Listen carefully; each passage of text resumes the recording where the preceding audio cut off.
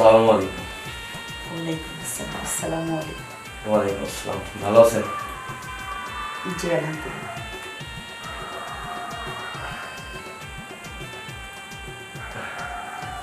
মাশাআল্লাহ, আলহামদুলিল্লাহ। আপনি দেখতে অনেক সুন্দর। মনে হচ্ছে যে আসমান থেকে একটা পরী আমার এই অন্ধকার ঘরে ঢুকে। আমি যতটুকু আশা করছিলাম তার থেকে দেখি 5 গুণ বেশি। আসলে ওই উপরওয়ালা যে আমার জন্য আপনাকে এত সুন্দর করে বানিয়ে আমার কাছে পাঠিয়ে দেবে সেটা আমি কখনো কল্পনাই করতে পারিনি। কি ব্যাপার, হ্যাঁ নিচের দিকে তাকিয়ে থাকলে হবে? আপনি তো অনেক সুন্দর, খুব কিউট দেখতে, যেমন হ্যান্ডসাম। তুমিও তো দেখতে অনেক সুন্দর, অনেক কিউট। আপনাকে আমার খুব পছন্দ হয়েছে। আর তুমি লাজুক হবে না কেন? লাজুক হওয়ারই তো কথা, কারণ আমি ছাড়া তো এখনো তুমি কোনো ছেলের স্পর্শ মনে হয় পাওনি। এই জন্য হয়তো লাজুক লাজুক, কিন্তু আমিও তো একটু লাজুক লাজুক, কারণ আমিও তো এর আগে কোনো মেয়েকে স্পর্শ বা এতটা কাছে কখনো পাইনি। যাই হোক, আজকে মধুর সময়, এই শুভ রাত্রিতে আমরা এত কথা বলে সময়টা নষ্ট না করাটাই মনে হয় ভালো হবে। তাহলে যাও, আমরা এখন দুজনার হয়ে যাই। ঠিক আছে। ঠিক আছে, যাও শুয়ে পড়ো।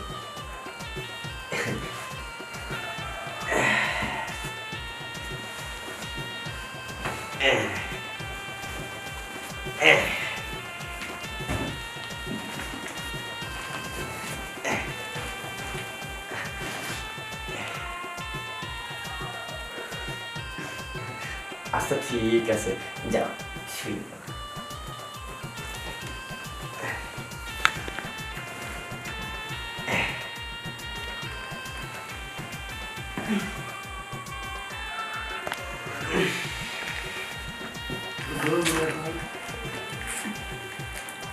সে কি, উঠে গেলেন কেন?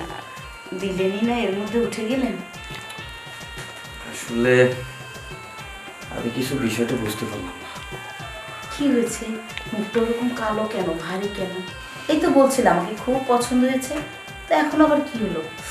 না আসলে কিছু হয়নি। এই বিষয়টা হচ্ছে যে আমার বন্ধু বান্ধব, মানে আমার বন্ধু বান্ধব আমার বলছিল যে বিয়ে শাদী করার আগে ওই মানে তোর বোর কাছে যাওয়ার সময় ওই একটু প্যারাশুট তেল নিয়ে যায়, আরেক বন্ধু বললো যে একটু সরিষার তেল নিয়ে যাস, আরেক বন্ধু বললো যে একটু ওই ভ্যাসলিন নিয়ে যাস। কিন্তু বিষয়টা আমি বুঝতে পারছি কেন আমাকে এই জিনিসগুলো ব্যবহার করতে বলছিল, কিন্তু আমি আসলে এই জিনিস ছাড়া আপনার কাছে যখন গেলাম আমার তো মানে বিষয়টা মনে হলো যে আমি সাগরের মাঝখানে পড়ে গেলাম। আমার তো এরকম ফিলিংসটা পেলাম না। আসলে বলতে চাচ্ছিলাম কি, আপনি কি এর আগে কারোর সাথে মিলামেশা করছিলেন বা এর আগে কোনো বিয়ে শাদী হয়েছিল আপনার?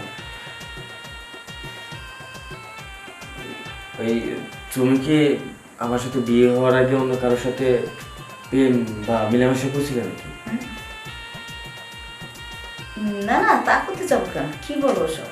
না এইসব যদি তুমি না করো তাহলে তোমার ওই মানে বুঝে যাইতে একটু পারতেছি, এই জিনিসগুলো এত বড় হয়ে গেছে, আমি যাইতে না যাইতে কিছুই বুঝতে পারলাম না।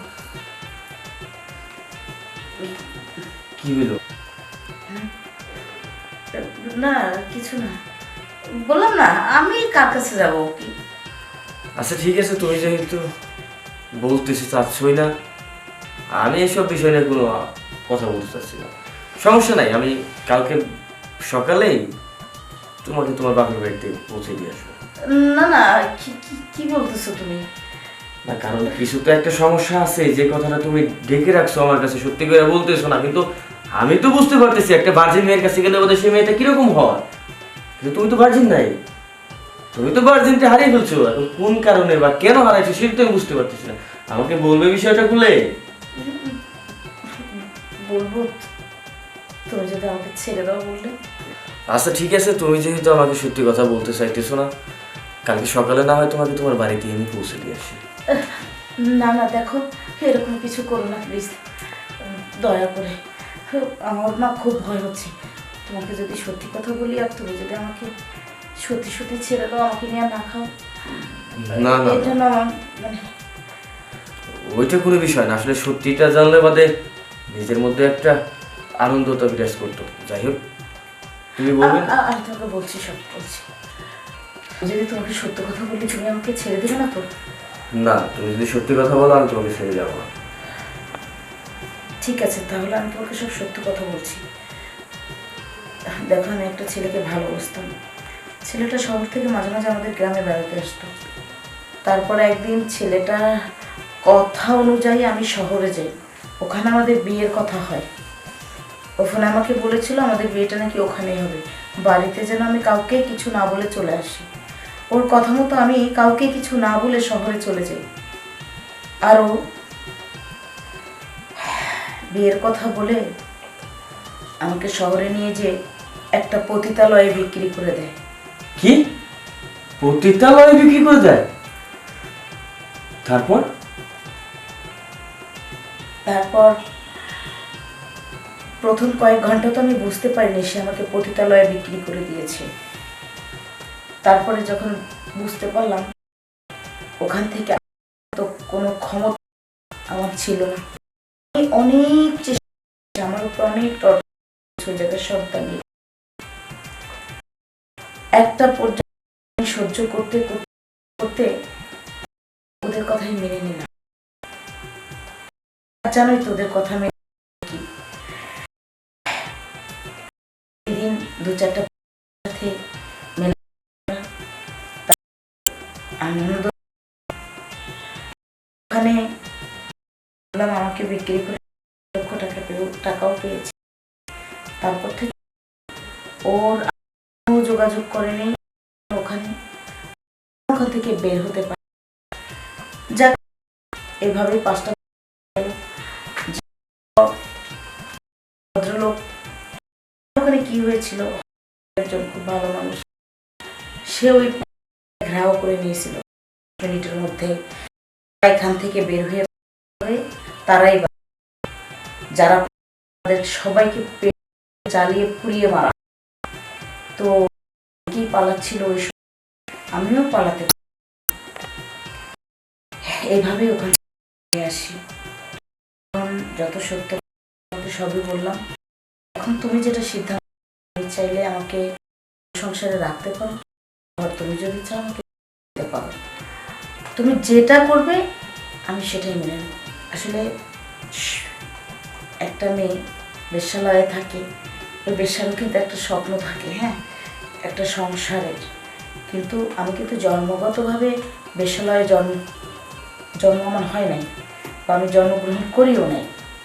আমি তো পরিস্থিতির শিকার ছিলাম মাত্র। এখন তুমি ভেবেচিন্তে দেখো যে আমি আমাকে কি করবে। সবই বুঝতে পারলাম। আসলে যা কিছু হয়েছে তোমার সাথে খারাপ হয়েছে। তুমি যে সমস্ত কাজগুলো করছো এটা তোমার অবাধ্যভাবে করা হয়েছে। আসলে এর মধ্যে তোমার কোনো হাত নেই। ঠিক আছে, তুমি যেহেতু সত্যি কথাটা বললে আমি তোমাকে মন থেকে একদম মেনে নিলাম। কিন্তু আমাকে কথা দিতে হবে যে আজকের পর থেকে এই বিষয়ে বা এই সম্পর্ক নিয়ে কোনো কথা বলা যাবে না।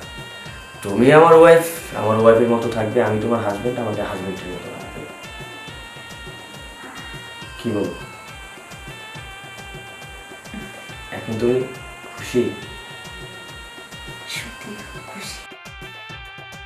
তাহলে যাও, শুয়ে পড়ো, অনেক রাত হয়েছে।